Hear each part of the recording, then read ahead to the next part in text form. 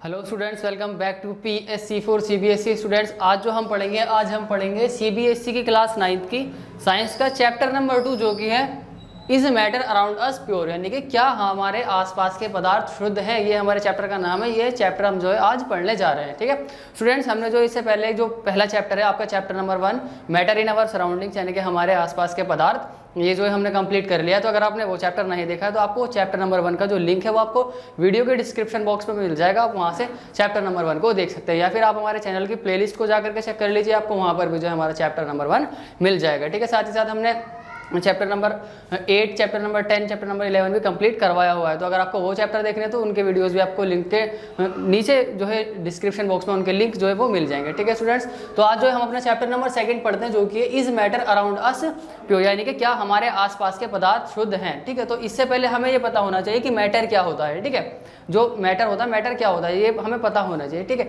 ये जो मैटर होता है इसके ऊपर ही पूरा चैप्टर है आपका चैप्टर नंबर 1। तो मैं चाहूँगा कि आप वो चैप्टर जो है ज़रूर देखें। ठीक है, क्योंकि इससे आपको काफ़ी ज़्यादा जो है कंसेप्ट जो होगा काफ़ी ज़्यादा क्लियर हो जाएगा। ठीक है, तो हमें सबसे पहले मैटर के बारे में पता होना चाहिए, यानी कि पदार्थ के बारे में पता होना चाहिए। पदार्थ क्या होता है?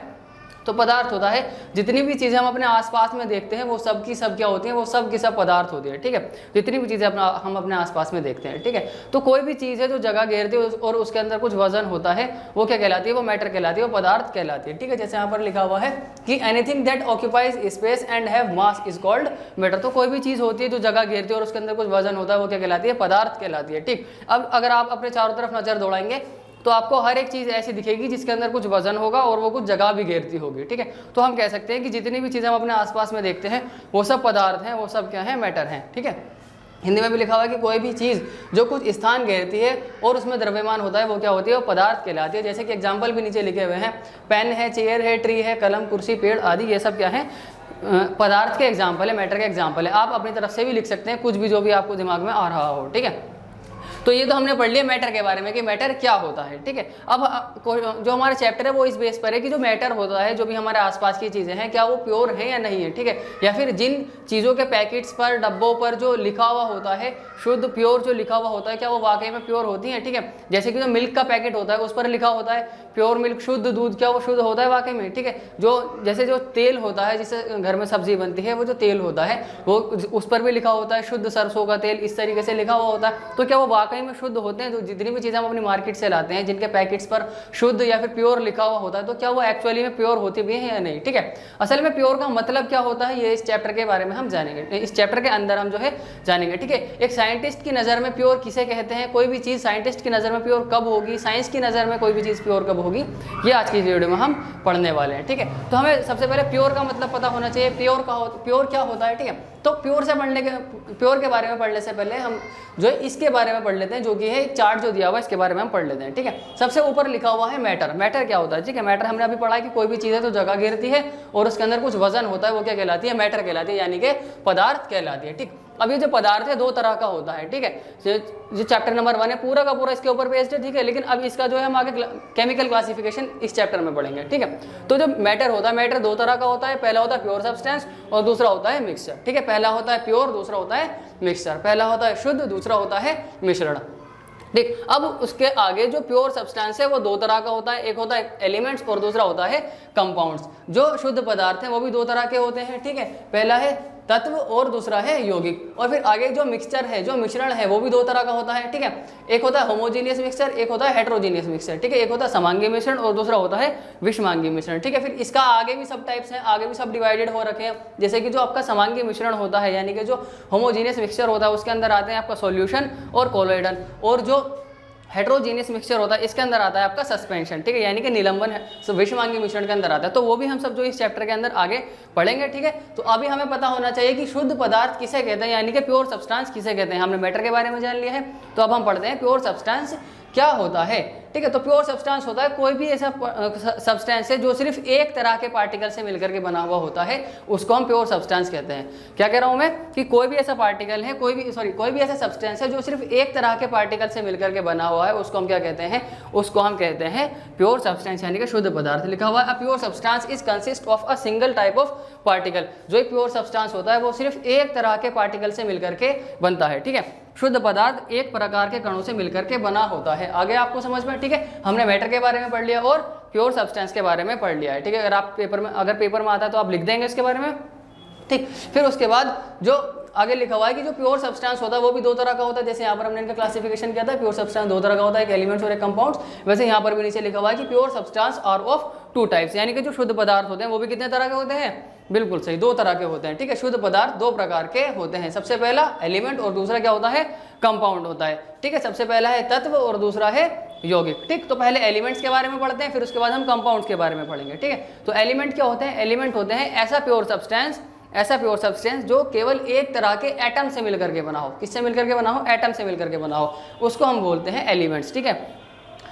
प्योर सब्सटेंस की डेफिनेशन थी एक तरह के पार्टिकल से, लेकिन एलिमेंट्स की डेफिनेशन तो एक तरह के एटम से मिलकर के बना होता है। दोनों में डिफरेंस है, इसमें पार्टिकल है, इसमें डिफरेंस, इसमें एटम है, ठीक है। तो दोनों को सेम मत समझ लेना। तो क्या लिखा हुआ है कि pure substance which are made up of only one kind of atoms are called elements. तो एलिमेंट्स किनको कहते हैं, जो ऐसे सब्सटेंस होते हैं जो सिर्फ एक तरह के परमाणुओं से मिलकर के बनते हैं, उनको हम क्या कहते हैं, उनको हम तत्व कहते हैं, उनको हम एलिमेंट कहते हैं, ठीक है। एक ही प्रकार के परमाणुओं से बने पदार्थ को तत्व कहते हैं, ठीक है। यहाँ पर आप लिख लेना, एक ही प्रकार के परमाणुओं से बने पदार्थ को तत्व कहते हैं, यहाँ पर लिख लेना, परमाणुओं से बने तत्व को पदार्थ कहते हैं, पदार्थ को तत्व कहते हैं, ठीक है। एक ही प्रकार के परमाणुओं से बने पदार्थ को तत्व कहते हैं, ठीक है। जैसे कि इसका एग्जांपल है हाइड्रोजन है, ऑक्सीजन है, कार्बन है, ये सब क्या है, ये सब एलिमेंट्स के एग्जांपल है, यानी कि तत्व के एग्जांपल है। इस तरह के एलिमेंट जो है होते हैं, ठीक है। फिर उसके बाद आगे लिखा हुआ है जो एलिमेंट्स होते हैं, एलिमेंट्स को हम केमिकली रिएक्शन के थ्रू या फिर फिजिकल मेथड से तोड़ नहीं सकते, ठीक है। एलिमेंट्स क्या होते हैं, एलिमेंट सबसे सिंपलेस्ट फॉर्म होते हैं, सबसे सरल जो रूप होते हैं किसी भी चीज़ का, इसीलिए जो एलिमेंट्स होते हैं उनको तोड़ा नहीं जा सकता, ठीक है। ये यहाँ पर लिखा हुआ है कि elements can not be broken down into simpler substances by chemical reaction, ठीक है। रासायनिक अभिक्रिया द्वारा केमिकल रिएक्शन करवाकर हम जो है किसी भी एलिमेंट्स को नहीं तोड़ सकते, ठीक है। एलिमेंट्स टूट नहीं सकते, यही यहाँ पर लिखा हुआ है, ठीक है। वैसे रासायनिक अभिक्रियाओं द्वारा तत्वों को सरल पदार्थों में तोड़ा नहीं जा सकता, ना ही रासायनिक विधि द्वारा, ना ही भौतिक विधि द्वारा, ना ही केमिकल मेथड से, ना ही फिजिकल मेथड से।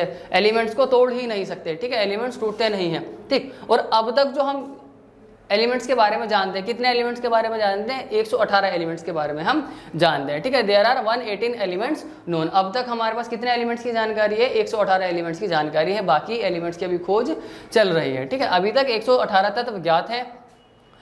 Elements can be normally divided into metals, non metals and metalloids. और जो एलिमेंट्स उनको तीन कैटेगरी में जो हम डिवाइड कर सकते हैं, सबसे पहला आता है मेटल, फिर नॉन मेटल और तीसरा होता है मेटलॉइड्स। तो अब हम इन तीनों के बारे में पढ़ने जा रहे हैं, ठीक है। एक बार देख लेते हैं हमने क्या क्या पढ़ा है। हमने पढ़ लिया मैटर के बारे में, हमने पढ़ लिया प्योर सब्सटेंस के बारे में, ठीक। हमने देखा जो प्योर सब्सटेंस होते हैं वो दो तरह के होते हैं, एक होता है एलिमेंट और दूसरा होता है कंपाउंड। हमने अभी एलिमेंट के बारे में पढ़ा है।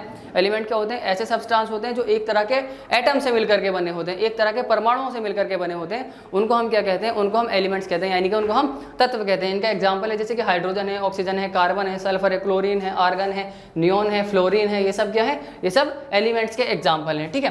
फिर उसके बाद जो एलिमेंट्स होते हैं उनको तोड़ नहीं सकते किसी भी केमिकल रिएक्शन के थ्रू या फिर फिजिकल मेथड के थ्रू। जो एलिमेंट्स होते हैं उनको तोड़ा नहीं जा सकता, ठीक है। रासायनिक अभिक्रिया द्वारा सरल पदार्थों में तत्वों को नहीं तोड़ सकते। फिर उसके बाद जो हमें अभी तक कितने एलिमेंट्स के बारे में पता है, 118 एलिमेंट्स के बारे में हमको पता है, 118 तत्व अभी तक हमें ज्ञात है। फिर उसके बाद जो एलिमेंट्स है उनको भी तीन कैटेगरी में डिवाइड किया गया। सबसे पहली कौन सी है, मेटल, दूसरी नॉन मेटल, तीसरी मेटलॉइड। सबसे पहली है धातु, दूसरी अधातु, तीसरी है उपधातु, ठीक है। तत्वों को साधारणतया धातु, अधातु और उपधातु में वर्गीकृत किया जा सकता है, ठीक है। तत्वों को तीन भागों में वर्गीकृत किया गया। सबसे पहला है धातु, अधातु और उपधातु। इन तीन भागों में तत्वों को वर्गीकृत किया गया। तो सबसे पहले हम पढ़ते हैं मेटल के बारे में, यानी धातु के बारे में, ठीक है। ऐसे लिखा हुआ है प्रॉपर्टीज ऑफ मेटल, यानी कि धातुओं के गुण। तो हम मेटल्स के बारे में पढ़ते हैं, धातु के बारे में पढ़ते हैं। तो धातु क्या होते हैं, धातु होते हैं चमकदार। कैसे होते हैं, चमकदार होते हैं। दे हैव लस्टर, यानी कि शाइनिंग होती है उनमें, ठीक है। वो चमकीले होते हैं, चमकदार होते हैं, ठीक है। दूसरा है कि they conduct heat and electricity, यानी कि जो मेटल्स होते हैं उनके अंदर से करंट पास हो सकता है और वो जल्दी गर्म भी हो जाते हैं, ठीक है। तो ये ताप और विद्युत के सुचालक होते हैं। सुचालक का मतलब है इनके अंदर जो विद्युत है यानी कि जो बिजली है वो पास हो सकती है और वो जल्दी गर्म हो जाते हैं, ठीक है। तो ये ताप तथा विद्युत के सुचालक होते हैं, ठीक है। फिर उसके बाद आगे लिखा है दे आर डक्टाइल। डक्टाइल का मतलब होता है कि उनको जो है खींचकर जो है तार बनाया जा सकता है, ठीक है। जैसे कि जो कॉपर होता है, कॉपर एक मेटल है और कॉपर के तार होते हैं, कॉपर के वायर्स होते हैं जो हमारे घरों में इस्तेमाल किए जाते हैं इलेक्ट्रिसिटी में, ठीक है। तो वही है कि जो मेटल होते हैं, मेटल को हम वायर्स, मेटल्स का वायर्स बना सकते हैं, ठीक है।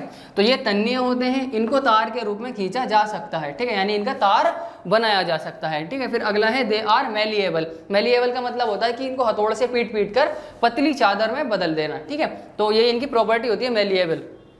तो आघातवर्धीय इसको हिंदी में कहते हैं। तो तत्व यानी कि धातु होते हैं वो कैसे होते हैं, आघातवर्धीय होते हैं, मतलब कि इनको पीट पीट कर महीन चादरों में यानी पतली चादरों में बदला जा सकता है या फिर ढाला जा सकता है, ठीक है। फिर अगला पॉइंट है दे आर सोनोरस। सोनोरस का मतलब होता है जब इनको किसी भी चीज़ से हिट किया जाता है तो एक रिंगिंग साउंड इनका प्रोड्यूस होता है, ठीक है, तो उसी को बोलते हैं सोनोरस। तो इनके अंदर एक प्रॉपर्टी होती है कि जब भी इनको किसी भी चीज़ से हिट किया जाता है तो ये क्या करते हैं, सोनोरस साउंड प्रोड्यूस करते हैं, ठीक है। इसको हिंदी में कहते हैं प्रतिध्वनि पूर्ण। तो ये कैसे होते हैं, प्रतिध्वनि पूर्ण होते हैं, ठीक है। इनके एग्जाम्पल है जैसे कि गोल्ड है, सिल्वर है, कॉपर है, आयरन है, ये सब किसके एग्जाम्पल है, ये सब मेटल के एग्जाम्पल है। किसके उदाहरण है, ये सब धातु के उदाहरण, जैसे कि सोना, चांदी, तांबा, लोहा, ये सब क्या है, सोने के धातु के उदाहरण है, ठीक है। फिर उसके बाद आता है नॉन मेटल के बारे में। नॉन मेटल की प्रॉपर्टी कैसी होती है, तो जो प्रॉपर्टी मेटल्स की है उसकी अपोजिट प्रॉपर्टी होती है नॉन मेटल्स की, ठीक है। जैसे कि जो मेटल्स होते हैं ये हीट और इलेक्ट्रिसिटी के गुड कंडक्टर होते हैं क्योंकि इनके अंदर से करंट पास हो जाता है। वैसे ही जो नॉन मेटल होते हैं उनके अंदर से करंट पास नहीं होता और ये जल्दी से गर्म भी नहीं होते। तो यहाँ पर लिखा हुआ है they are poor conductor of heat and electricity, यानी कि इनके अंदर से करंट पास नहीं होता और ये जल्दी से गर्म भी नहीं होते, ठीक है। ये ताप और विद्युत के कुचालक होते हैं, ठीक है। पहला पॉइंट ये हो गया। फिर उसके बाद है they are not lustrous, sonorous और मेलिएबल, यानी कि ये ना तो चमकदार होते हैं और ना ही इनको पीटने पर रिंगिंग साउंड आता है और ना ही इनको पीट पीट कर पतली चादरों में बदला जा सकता है। तो ये ना तो ये लस्ट्रस होते हैं, ना ही सोनोरस होते हैं और ना ही ये मेलिएबल होते हैं, ठीक है। हिंदी में ना तो ये चमकीले होते हैं, ना ही प्रतिध्वनिपूर्ण होते हैं और ना ही आघातवर्धीय होते हैं, ठीक है। इनके एग्जाम्पल है जैसे कि हाइड्रोजन है, ऑक्सीजन है, कार्बन है, ये सब किसके एग्जाम्पल है, ये सब एग्जाम्पल है नॉन मेटल्स के यानी कि अधातु के बारे में। हमारा तीसरा सब टाइप रह रहा है एलिमेंट्स का जो कि है मेटलॉइड्स, यानी कि उपधातु क्या होते हैं। तो उपधातु होते हैं जिनके अंदर मेटल्स और नॉन मेटल्स दोनों की प्रॉपर्टी होती है, उन एलिमेंट्स को हम बोलते हैं उपधातु यानी कि मेटलॉइड्स उनको हम बोलते हैं। तो अब हम उनके बारे में पढ़ते हैं। तो अब हम मेटलॉइड्स के बारे में देखते हैं यानी कि उपधातु के बारे में देखते हैं कि उपधातु क्या होते हैं। तो लिखा हुआ है कि some elements have intermediate properties between those of metals and non metals, they are called metalloids. तो कुछ ऐसे एलिमेंट्स होते हैं जिनके अंदर मेटल्स और नॉन मेटल्स दोनों की प्रॉपर्टी होती है, ऐसे एलिमेंट्स को हम क्या कहते हैं, ऐसे एलिमेंट्स को हम मेटलॉइड्स कहते हैं, ठीक है। कुछ तत्व धातु और अधातु के बीच के गुणों को दर्शाते हैं, उन्हें हम क्या कहते हैं, उपधातु कहते हैं, ठीक है। तो कुछ ऐसे तत्व होते हैं जिनके अंदर धातु और अधातु दोनों के गुणधर्म होते हैं और उन तत्वों को हम क्या कहते हैं, उन तत्वों को हम उपधातु कहते हैं, ठीक है। इसका एग्जाम्पल है जैसे कि बोरोन है, सिलिकन है या फिर जर्मेनियम है। तो ये सब किसके एग्जाम्पल हो जाएंगे, ये सब एग्जाम्पल हो जाएंगे मेटालॉइड्स के, ठीक है। जैसे कि बोरान, सिलिकन या फिर जर्मेनियम आदि, ये सब किसके एग्जाम्पल हैं, ये सब एग्जाम्पल हैं बोरान के, ठीक है। तो स्टूडेंट्स आज की इस वीडियो में सिर्फ इतना ही रखते हैं, मिलेंगे आपसे अगली वीडियो में, तब तक के लिए पढ़ते रहिए।